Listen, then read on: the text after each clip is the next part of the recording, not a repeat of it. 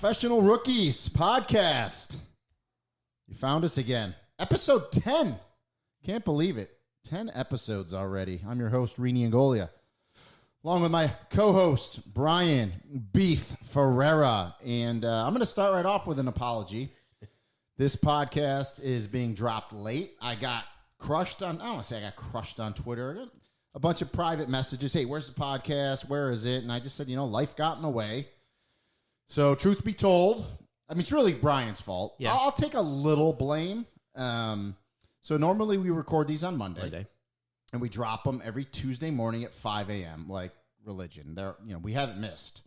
Until now. So Brian failed to tell me that he wasn't going to be here on Monday and that on Easter Sunday he was traveling to Atlanta for a conference for law enforcement.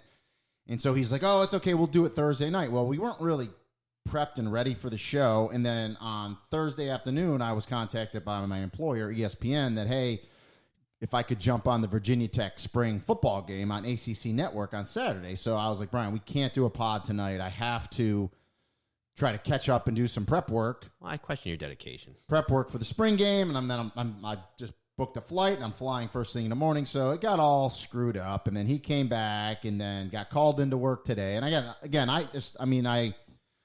I question your what's the motivation of this podcast? I just said I question your dedication. I think you questioned mine. I'm really questioning your dedication because listen, ESPN podcast. Arrest warrant podcast. I mean, come on, it could wait. These things need to be done. It could wait. But in all seriousness, we apologize. We're going to get it out here. Literally, when we hit stop on this pod, it'll be uploaded. Yeah. So. But how was your? I don't even know. I know it was a law enforcement conference. What was it? Your It was an interesting it? conference. It was on a pretty hot topic right now, overdose. It was called the RX Summit, and it was a lot of things that were beyond law enforcement. There's some law enforcement stuff too, but actually a couple of our guys on our squad presented a case study, and it was well received. And the conference was good. Atlanta was a little iffy. I don't know if they've come back from COVID or not, but everywhere we went. Hey, you didn't have to wear a mask when you flew back, right? Oh my goodness. How about that? Yeah. It's like, that was like Christmas come early. And honestly, I have people at work that listen to this podcast, guys that I work with, and they're going to laugh at me because I was obsessed with it. As soon as I saw that ruling come out, I'm watching it. I'm telling everybody, and they're like, yeah, we already know. But that was like, well, I was going to say we're not anti-mask. We actually are anti-mask. Listen, if you want to wear a mask, I absolutely have no problem with it. But that's maybe a pod for another time. Yeah. A lot of fentanyl talk. Yes, that's mainly what it was. Yeah. Is opioids, but fentanyl obviously is the. So it was good. There was some good presentations and some good times. Speaking about mask. So I was in Blacksburg, Virginia. That's where Virginia Tech is. Beautiful campus, beautiful football stadium. It's first time I'd actually ever been there. And so the spring game was Saturday before Easter. So last Saturday, spring game right across the street. Softball teams playing Virginia, big rivalry. Right. Baseball teams playing. I mean, and they had about 25,000 fans for the spring game, and they charged. It was $5 a ticket. It wasn't even free. Most spring games are free. Right. And I think people are just so hungry to tailgate and do stuff. And I was walking into the stadium, and this nice older couple, I had an ESPN polo, right? And so they stopped me and said, do we need masks in the stadium? And I said, I'm not 100% sure, but I'm like 99.9% sure you do not. And you didn't. And so they were all excited too. Yeah. So, getting back in errors and omission, normalcy. I was saying normalcy really weird. Because I listened to the podcast back. Right. I was saying normalcy. I guess that's acceptable, but it's normalcy. So getting back to normalcy. Normality? Well, I was saying normalcy, but it's normalcy. So, okay. So those that question that listen to the pod, I think it was last week, could have been 2 pods ago. I'm an idiot. So listen, I do it on live TV all the time when I do football games. I'll pronounce a word wrong, and I'll be like, I know I said that word wrong, and then I'm like, you idiot. But you know what? That's That's me, baby. It happens. It's Hey. real life, you know? It's real. This is it. This is what you get. So, yeah, so that was a great weekend. You had a weekend. We're late on the pod, so we're going to get going. So, well, hold on. Before that, Go ahead. we What do you talked got? about, anybody who's in law enforcement knows you have these bad, anybody who works knows you have a bad week every now and again. And I think last week it sounded like I was ready to quit my job. I'm not ready to quit, okay? I still like what I do. I got see, what I got happened time. is he made those comments about not wanting to do his job and retiring, and then people he works with listen to it, and they're like, "Oh my God, you're going to leave." So you got to be careful what you put on this pod, you know. Well, no, listen. This is us, right? It's unfiltered. But now that I'm back, everything worked out, and I'm a happy guy again. You look better. You look like you gained a few. I don't know. No, not trying to fat shame okay, you or anything. and so we have a bet. I have a bet now, and you know about these bets, right? Anybody who knows me knows that I have this roller coaster of I get really into like running or something. I lose weight, I gain weight. So now I'm at the heavy end of. I'm probably heavier than I've been, and one of the guys on the squad, the fat shaming has started to get to me. So one of the guys on the squad made a bet, and he said you should put it on the podcast. So I have to weigh 190 pounds by June 1st, and if I don't, I have to wear a T-shirt of his selection, whatever it says on it. So I can only imagine. Yeah. So stay tuned, everybody. Well, lay off the pizza. One bite, everybody knows the rules. Yeah, get off. And I should say, for our errors on last week, I also was contacted by a detective. Remember last week's show? We always talk about last week's show. It was extracurricular violence in sports. So violence that happens in the sport that's not in the norm. Does the criminal justice system get involved? And he's was an assault and battery detective that handled a few cases like this. And he said the standard that the state attorney's office here in the 9th Judicial District in Orlando, Orange Osceola uses is, quote, if it's outside the scope and spirit of the sport, then they'll intervene. It's kind of vague, right? Kind of gives them, wiggle room. But he thought that quote should have been in last week's episode. So I'm giving it now. But that was a very well received episode last week. A lot of listens, a lot of downloads. So keep it up. So this week is kind of it's gambling and sports, in particular players and gambling, and really the one sin you can't commit, which if you don't know what it is, it's you can't gamble on your own sport, especially your own team.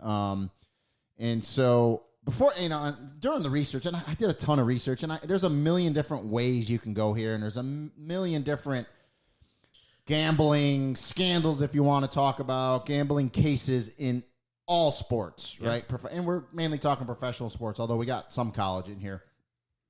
So just doing the research, first question people are going to ask, that maybe don't know, can pro athletes gamble?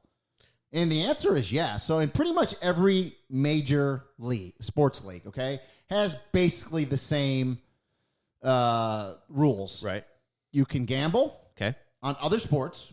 You just can't gamble on yours, especially your team. But stay away from your sport. You can gamble.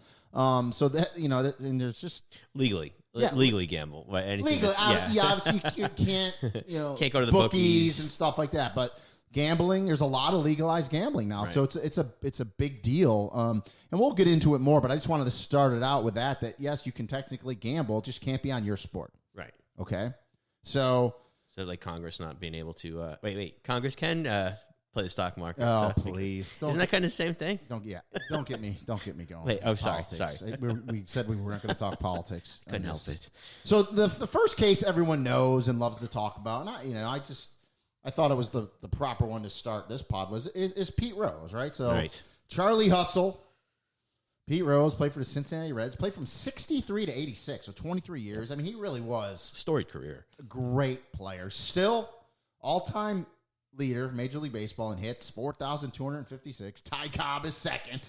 Right. Games played, 3,562. At-bats, singles. I mean, you name it, right? He's won a couple Gold Gloves, most valuable player. And the other one I think is huge in those 23 years. 17 All-Star appearances, right? Yeah. So I think everyone basically knows in 1989, Pete Rose was penalized, right? Right. And permanent ineligibility from baseball amidst his allegations of not only gambling on baseball, but gambling on the Reds, which he was managing. Okay. Right.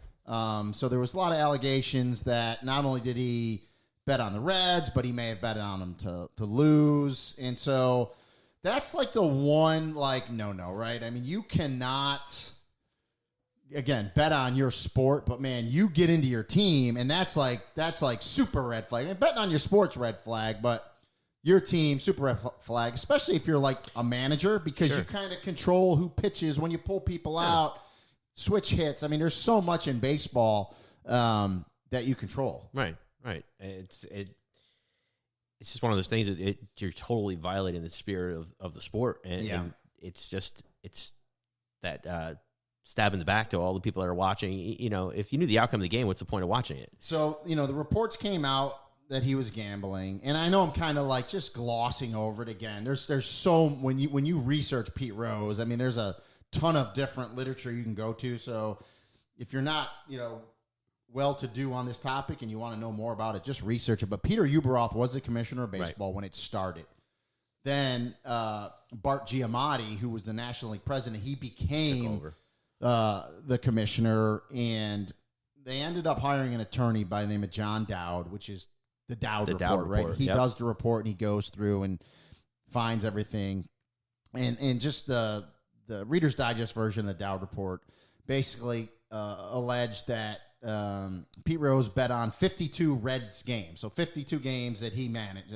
That's what the Dodd report said? Correct. Okay. In 1987. Okay. They said he wagered a minimum of $10,000 a day. There was other reports, 2,000, but regardless, he bet on it, right? And so that's just like, again, the cardinal sin.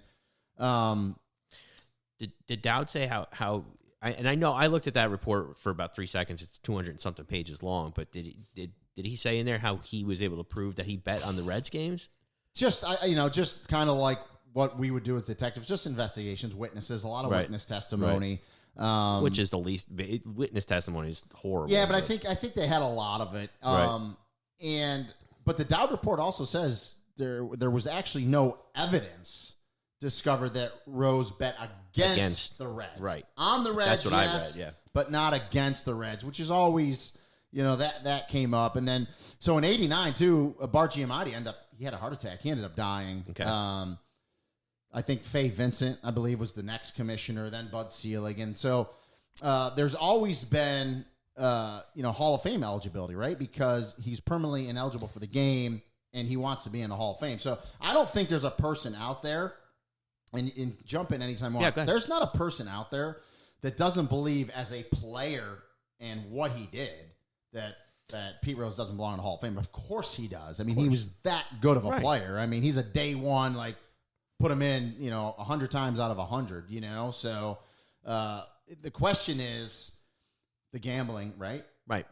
Outside of his playing. So he did end up writing a book, and he's done interviews since where he did publicly admit that he bet on baseball games while playing and managing for the Reds. I should say he was a player manager there at the end.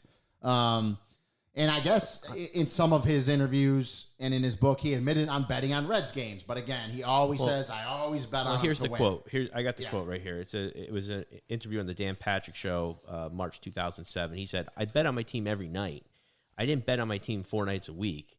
I bet on my team to win every night because I loved my team. I believed in my team. He said, I did everything in my power every night to win that game. I mean, obviously, the guy believed in his team to the point that if he's going to bet on him to win, okay. Again, it's not right, but if that's the extent of it and there's no proof otherwise, then you're kind of in the middle. You're in that kind of in-between area. Here's where he messed up. Obviously, he's first of all, he's a degenerate gambler. I don't think anybody can argue that, right? To this day. He bet on baseball, no, especially his team, no. Okay, he can say they bet on the win. Okay, that's a cardinal sin, right? I mean, the integrity of the sport, especially now in today's age, where you have all these gambling companies coming online, you have associations with the leagues, right? Sponsorships, and we'll talk about that in a little bit too. So he messed up. With that said, I still believe he should be in the Hall of Fame for his playing credentials. That's just my opinion. But you could put a separate thing in and say he was banned from baseball from ever managing again or ever being a part of a franchise because of what this report showed. But as a player, I believe he belongs in. It's just my take. Everyone's going to differ and have a different opinion. What do you say? Well, again, here's another quote just to show you